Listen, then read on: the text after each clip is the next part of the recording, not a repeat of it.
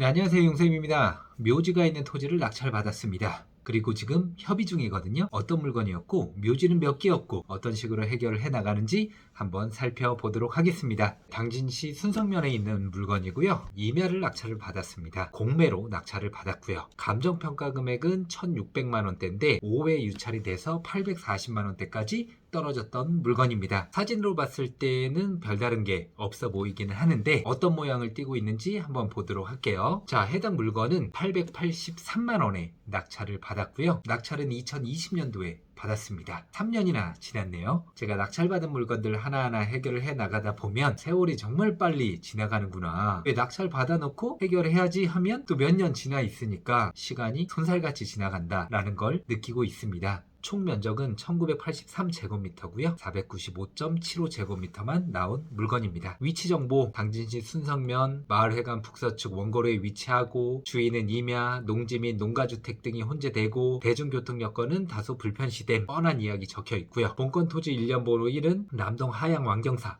부정형의 토지로 현황 임야 및 묘지임. 묘지가 있는 토지구나 라는 것을 이용 현황을 보고 아실 수 있습니다. 토지 이용 계획 보니까 계획관리 지역으로 되어 있습니다. 임야잖아요. 농지였으면 농취증 나오는 게 굉장히 까다롭기 때문에 입찰을 못할 수도 있었는데 임야기 때문에 농취증 전혀 필요 없죠. 등기부등본을 한번 보니까 1995년 2월 6일 날 매매를 했어요. 4명이 앞에 또 전시집안입니다. 일반 매매로 4명이 샀습니다. 다 형제예요. 왜 이런 땅을 매입을 했을까요? 이유는 하나겠죠. 선산으로 사용하기 위해서 말이죠. 4분의 1, 52년생 셋째 분이시네요. 전땡땡님이 국가의 세금을 체납해서 이분의 지분만 공매로 나왔던 겁니다. 그걸 제가 낙찰을 받았죠. 자, 감정평가서 상에 나와 있는 사진입니다. 이렇게 멀리서 찍었습니다. 제대로 뭐가 안 보이죠. 근데 감정평가사 분들 중에서 언덕에 있으면 올라가지 않고 그냥 멀리서만 사진 찍는 분들도 계세요. 그러면서 이제 돈을 받아가시는데 어쨌든 이분은 직접 다 올라가서 사진을 잘 찍어주셨습니다. 묘가 여러 개 있네요. 그리고 이런 것들 하나하나 만들 때마다 이게 다 돈입니다. 최소 몇백만 원씩은 들어요. 묘 관리도 잘 돼 있고 벌초도 꾸준히 잘 하고 있는 것 같네요. 이렇게 묘지 관리가 잘 되어 있는 곳을 낙찰 받으면요, 협의하기가 굉장히 수월합니다. 물론 안 되는 경우도 가끔씩 있기는 하겠죠. 하지만 우리는 직접 이 이해관계인들을 만나보지 않고서는 어떤 상황이 일어날지는 모르는 거잖아요. 그러면 확률 높은 물건에 투자를 해야 되잖아요. 묘 관리가 잘 돼 있고 또 가족관계로 보이고 또 일반 매매로 매입을 했잖아요. 이 땅에 대한 애착이 굉장히 클 거다라고 저는 판단을 했습니다. 이렇게 모양이 반듯하지 않은 다각형 모양의 땅이고요. 위성지도로 보니까 묘가 이렇게 설치되어 있는 모습을 누구나 살펴보실 수가 있습니다. 또 여기서 중요한 거는 우리가 지분 물건을 낙찰을 받은 거잖아요. 근데 만약에 공유자분들이 내 지분을 사주지 않는다고 할 수도 있잖아요. 그러면서 뭘 주장할 수 있을까요? 현물 분할을 주장할 수 있습니다. 현물 분할은 뭐예요? 이 땅 4명이 갖고 있지? 그러면 묘 없는 부분 네가 여기 딱 떼서 이쪽 가져 라고 하는 게 현물 분할이에요. 그런데 공유물 분할 청구 소송에 있어서 원칙은 현물 분할이 원칙입니다. 그렇기 때문에 이렇게 자를 수 있는 빈 공간이 많으면 원고가 불리해요. 어디를 자르더라도 묘가 포함이 된다고 하면은 공유자 측에서 현물 분할을 주장하기보다는 낙찰자의 지분을 인수하려고 하는 마음이 더 커질 거거든요. 그렇기 때문에 묘 관리가 아무리 잘 돼 있다고 해도 이렇게 묘지가 있는데 땅은 이렇게 크고 나머지 땅은 아무것도 안 하고 있는 볼품없는 땅이다. 이런 물건은 입찰하시면 안 돼요. 무조건 묘 관리만 잘 돼 있으면은 협의 다 가능하고 수익을 낼 수 있으니까 무조건 입찰하세요 하는 사람이 있으면 그 사람은 거르시면 됩니다. 자, 이런 땅을 제가 분석을 하고 낙찰을 받았습니다. 그리고 어떠한 행위도 하지 않고 있었어요. 이 물건은 제 수강생 한 분과 함께 낙찰을 받았었거든요. 그렇게 3년 동안 보유를 하고 있다가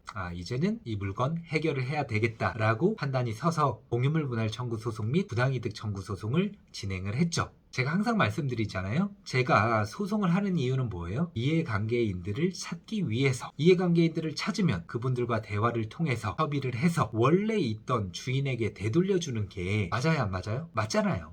이런 소액 땅들 낙찰받아서 일확천금 얻을 수 있어요?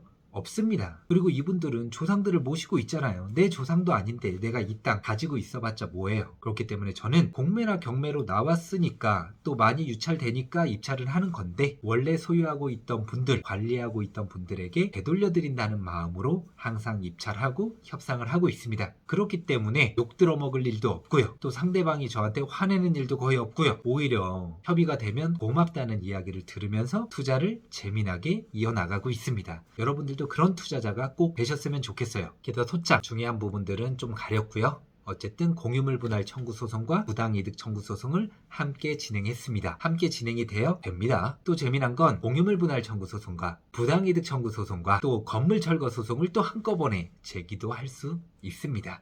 이건 그냥 참고하세요. 자, 2023년 6월 7일 날 소장 접수를 했고요. 공유자가 3명이었잖아요. 4명이었는데 1명의 지분을 제가 낙찰을 받았으니까, 근데 소장 접수를 하고 소장들이 쭉 접수가 되는데 한 분이 돌아가셨더라고요. 그렇기 때문에 또 상속자를 찾아야 되는 상황이었었어요. 그래서 3명이 현재 5명으로 늘어나는 상황이었죠. 그런데 제가 소장 접수를 했잖아요. 모든 공유자들이 소장 다 받은 상태에서 갑자기 법원에서는 무변론 판결 선고 기일 통지서를 송달을 하더라고요. 야, 니들 법원으로 올 필요 없어. 협의가 좀 잘 안 될 것 같으니까 원고의 주장대로 그대로 판결 내려줄게 라고 하는 겁니다. 2023년 8월 29일 날 피고 전땡땡으로부터 답변서 요약표가 제출이 됐더라고요. 그러면 어쨌든 공유자 중에 한 분이 이의 제기를 했죠. 그럼 어떻게 돼요? 다시 변론기일이 잡힙니다. 그래서 무변론 판결 선고 기일 취소 통지서 이런 것들이 또 발송이 되고요. 판결 선고 기일 잡혔었던 것들도 판결 취소가 됩니다. 그럼 어떤 내용으로 답변서를 제출을 했을까요? 제 주장에 대해서 전부 다툰다. 답변의 요지, 피고들도 매각을 원하고 있고 분배 의사 있음. 이건 무슨 뜻이에요? 선물 분할도 할 마음이 있다라는 겁니다. 2023년 8월 28일 날 답변서를 법원에 제출을 했어요. 그리고 요약 쟁점 정리 서면 선산으로 1994년도에 구입을 했어요. 제 예상이 맞았죠? 네, 선산으로 쓰려고 4명의 형제가 매입을 한 겁니다. 근데 가족 가운데 한 사람이 경제적 어려움으로 인해 공매로 진행이 됐고요. 또 가족 모두 매각 의사를 가지고 있다라고 합니다. 그리고 현물 분할도 할 수 있으면 하게 해주세요 라고 요약 쟁점 정리 서면에 적었네요. 소송 진행에 대한 의견, 조정기일, 지정 희망 이렇게 공유자로부터 이의 신청이 들어왔잖아요. 다시 한번 말씀드리지만 판결 선고 기일이 잡혔었는데 무변론 판결은 취소가 되고 변론기일 통지서가 다시 발송이 됩니다. 그리고 2023년 12월 6일 날 법원에서 이분들과 함께 만나게 될 수 있는데요. 근데 변론기일 전에 이분들의 연락처를 알게 된다고 하면 전화해서 협의를 통해서 빠르게 해결을 할 수도 있잖아요. 감사하게도 답변서 요약표에 작성자 그리고 연락처를 적어 주셨습니다. 그래서 바로 연락을 취했죠. 공유자인데 나는 이걸 뭐 전체를 경매로 넘기거나 선생님들을 불편하게 하려고 소송을 한 거는 아니다. 이렇게 연락을 취하기 위해서는 공유물 분할 청구 소송 하는 방법밖에 없었다라고 양해를 구하고 협의 절차에 들어갑니다. 그래서 처음에는 자기도 팔 마음이 있다라고 했는데 팔기 위해서는 이장을 해야 될 거잖아요. 근데 이장하는 비용이 만만치 않습니다. 또 이걸 이장할 수 있는 곳에 또 다른 땅을 알아봐야 되잖아요. 그러면 돈이 이중으로 들죠? 그럴 필요 있습니까? 없죠. 차라리 제 지분을 인수하는 게 가장 현명한 방법이 아닐까요? 원래 모셨던 곳에서 부모님들 계속 잘 모시고 또 이 묘지 보면 터가 좋잖아요. 마을을 쫙 내려다보고 있고 여러분들 KTX 타고 지방에 내려가실 때 창밖을 봐보세요. 해 잘 들고 또 위치 좋은 곳에 대부분 묘지가 설치가 되어 있습니다. 양지 바른 곳에 묘가 설치되지 어둡고 칙칙한 곳에 분묘 설치 안 하거든요. 굉장히 효심이 깊은 분들이라는 느낌적인 느낌을 받을 수 있었어요. 그래서 최종적으로는 통화를 하고 마무리를 했습니다. 그래서 안녕하세요, 공유자입니다. 양률이 감정평가 금액은 1,685만원 정도였는데 제가 낙찰받고 들어간 비용은 이제 980에서 1,000? 네, 이제 이 정도까지는 안 되지만 조금 더 높게 불렀습니다. 왜냐? 어차피 좀 싸게 해달라고 하실 거거든요.